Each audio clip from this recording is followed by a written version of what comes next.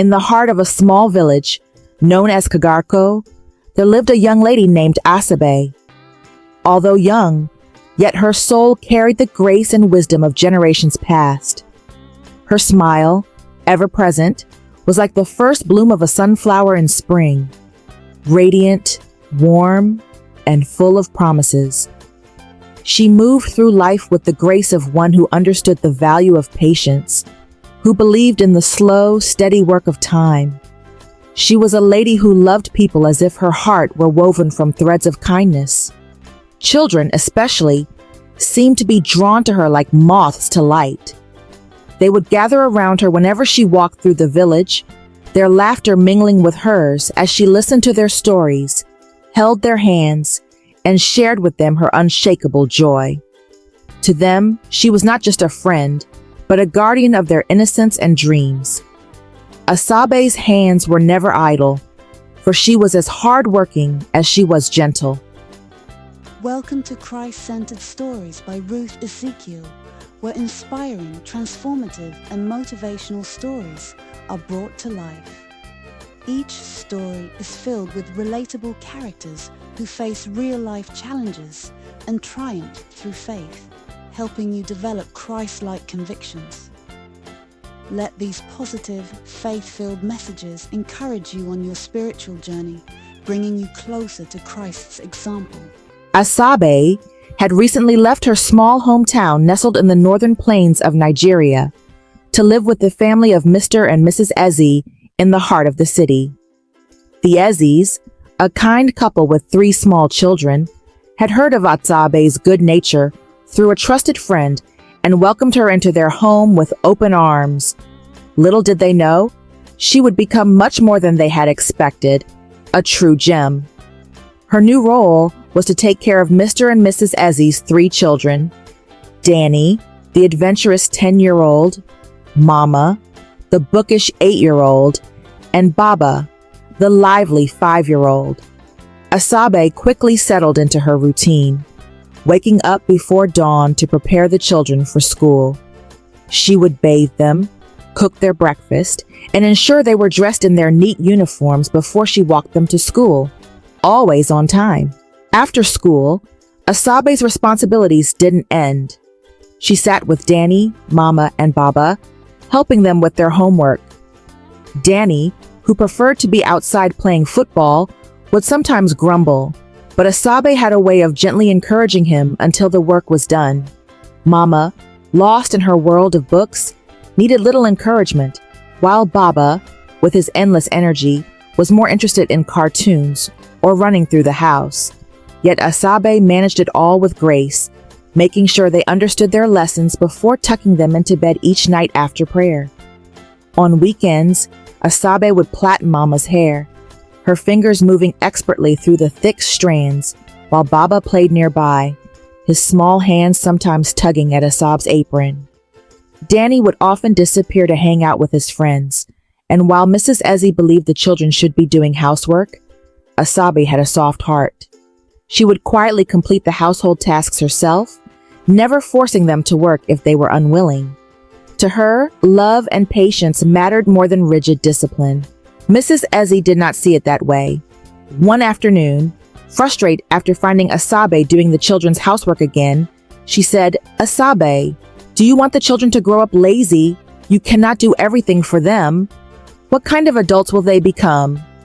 Asabe, ever humble, would bow her head and apologize, though in her heart, she believed they would learn the value of work on their own.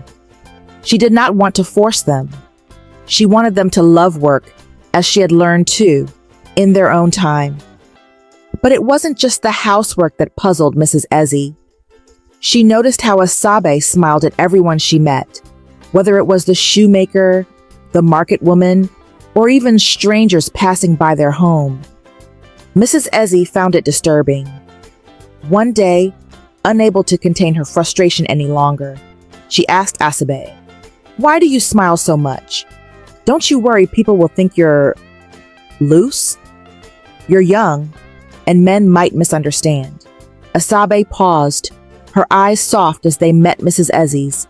"A smile," she said softly, "is a gift. It costs me nothing, but it might mean everything to someone who needs it." At first, Mrs. Ezzy did not understand, but as the months passed, she saw something in Asabe she hadn't noticed before.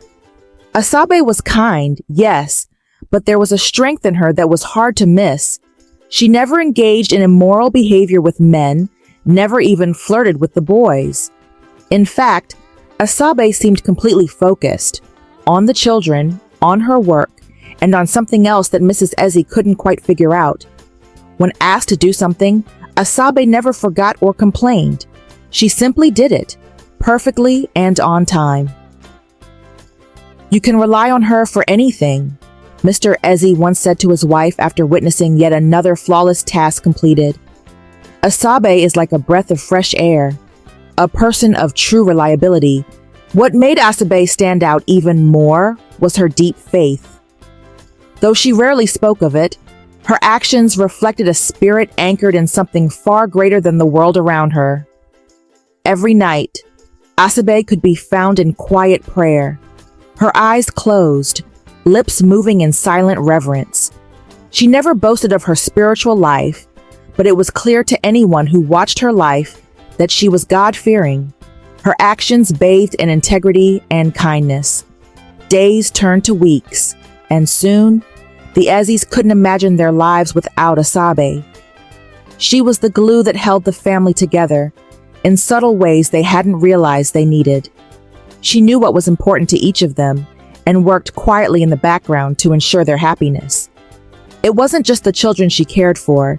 She knew when Mr. Ezzy needed his quiet time after a long day's work, and when Mrs. Ezzy needed help managing the little chaos that came with running a household.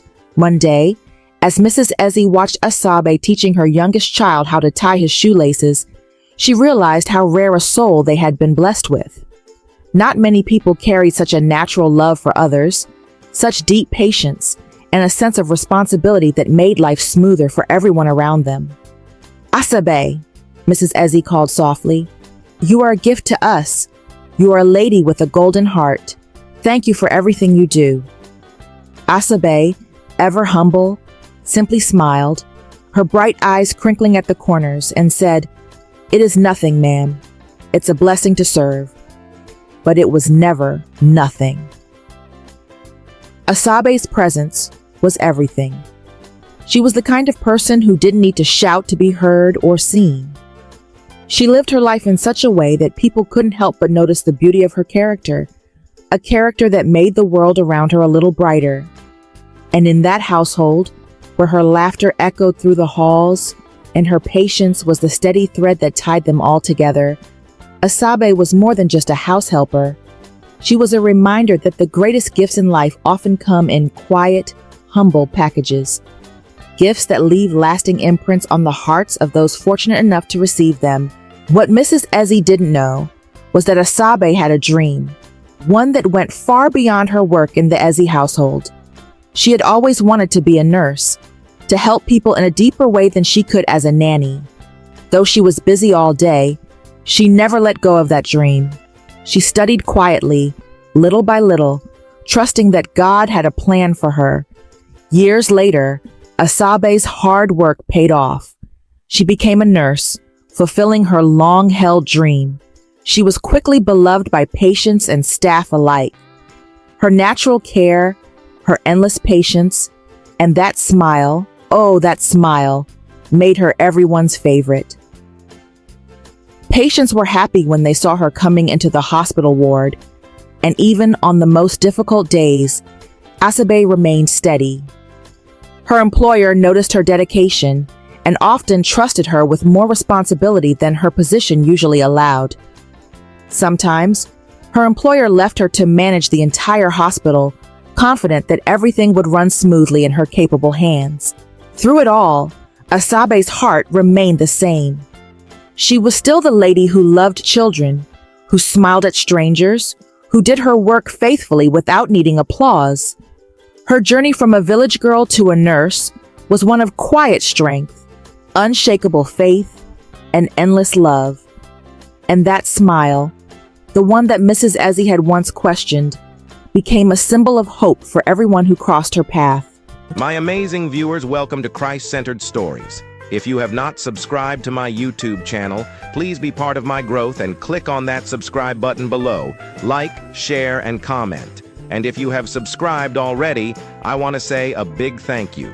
God bless you.